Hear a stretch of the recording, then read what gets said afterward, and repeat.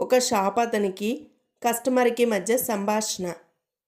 Customer: 10 పిల్లులు, 100 ఎలుకలు, 50 పందులు కావాలండి అని అడిగాడు షాప్ అతన్ని.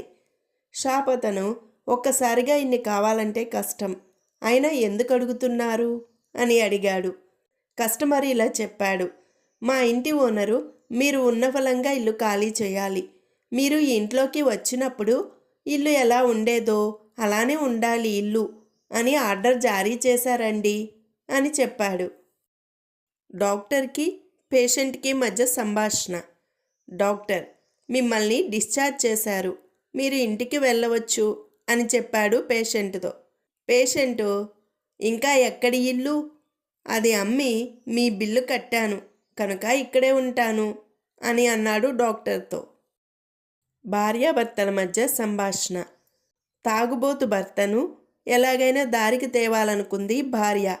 తాగి వచ్చినప్పుడల్లా కోపగించకుండా ప్రేమతో వ్యవహరిస్తే మార్పు వస్తుందేమో చూడాలనుకుంది భార్య. రోజులాగే పీకల దాకా తాగొచ్చాడు భర్త. అతన్ని చిరునవ్వుతో లోపలికి తీసుకెళ్ళి కూర్చోబెట్టింది. తల నిమురుతూ ప్రేమగా, బాగా పొద్దుపోయింది, అన్నం తిని నిద్రపోండి అంది. వామ్మో, ఇంకేమైనా ఉందా? రాత్రంతా నేనెక్కడే ఉంటే మా ఆవిడ నన్ను చంపేస్తుంది అన్నాడు భర్త వణిగిపోతూ.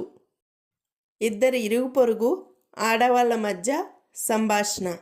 చూసావా సూరమ్మక్క, నేను 18 ఏండ్ల వయసులో ఉన్నప్పుడు అమ్మా నాన్నల దగ్గర నుంచి అందరూ నా గురించే మాట్లాడుకునేవారు.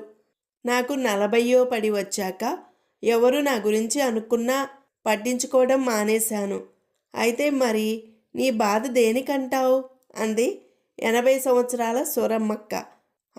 ఏముంది, ఈ 60వ పడిలో పడ్డాక ఒక్కరూ నా గురించి అనుకోవడం లేదు, మరి నాకు బాధగా ఉండదు అంటూ విచారం వెళ్ళబుచ్చింది కాంతమ్మ.